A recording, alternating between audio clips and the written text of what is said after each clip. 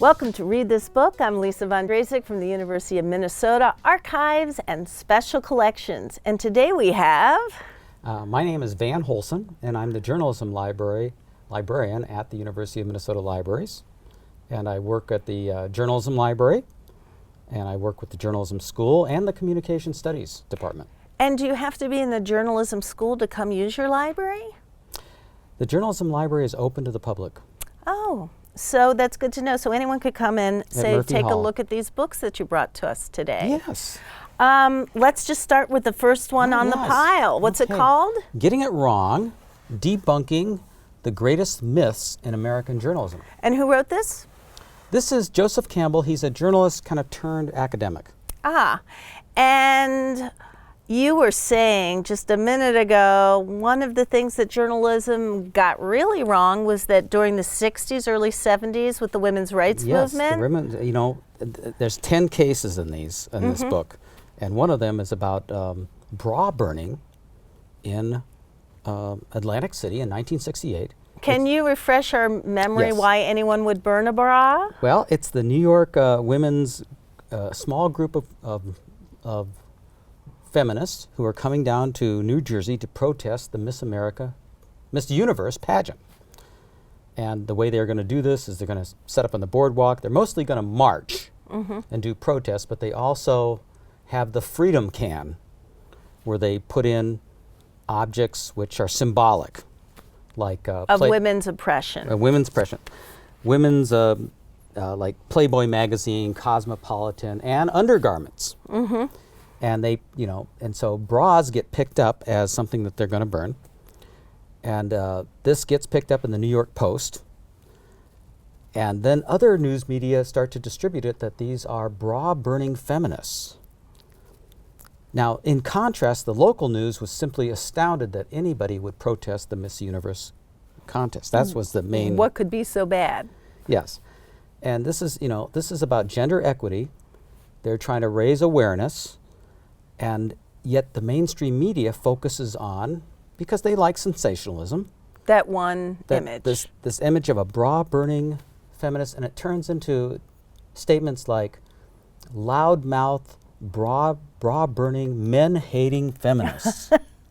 So it just goes out of hand. Yes, it gets out of hand. And this is not just small, this is not Breitbart News or something. It is Wall Street Journal, New York Times. All mainstream media picks this up because it goes viral. Sensational.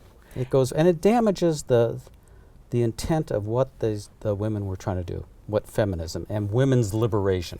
Which brings me to Skewed. Skewed is a wonderful, very well-written book by Larry Atkins, and he is also an academic and Huffington Post contributor.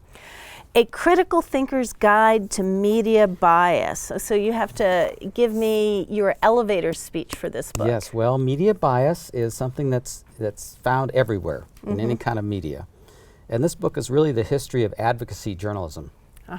And what would be an example of advocacy journalism? Well, it starts with those Rush Limbaugh radio shows and opinion pieces in newspapers are advocacy journalism. Right. They pick a side and they gather facts to argue it.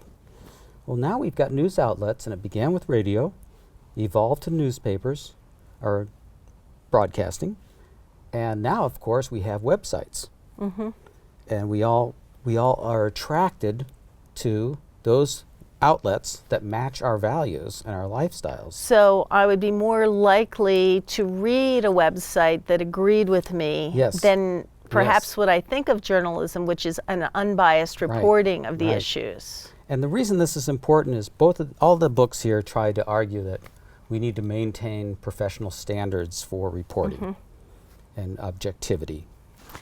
Well, and we're going to move on to deciding what's true. Yeah, fact-checking. So this is mostly about the history of three organizations, and factchecker.org, PolitiFact, and the Washington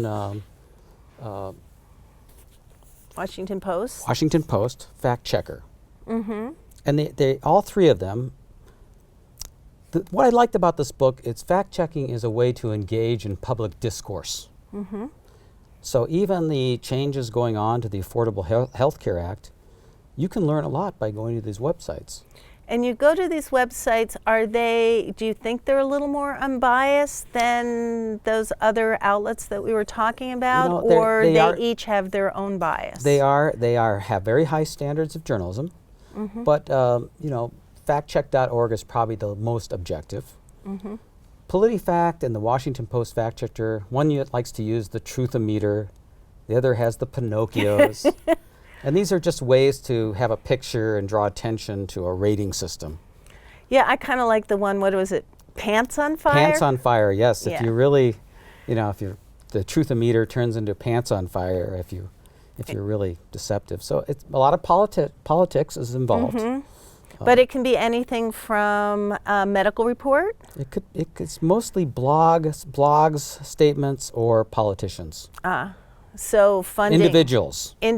So yes. Somebody says something and there goes the meter. There goes the meter. Okay. Yeah. Well, thanks for bringing these to us today. And if you want to know more about Read This Book or the University of Minnesota Libraries, we're here to help.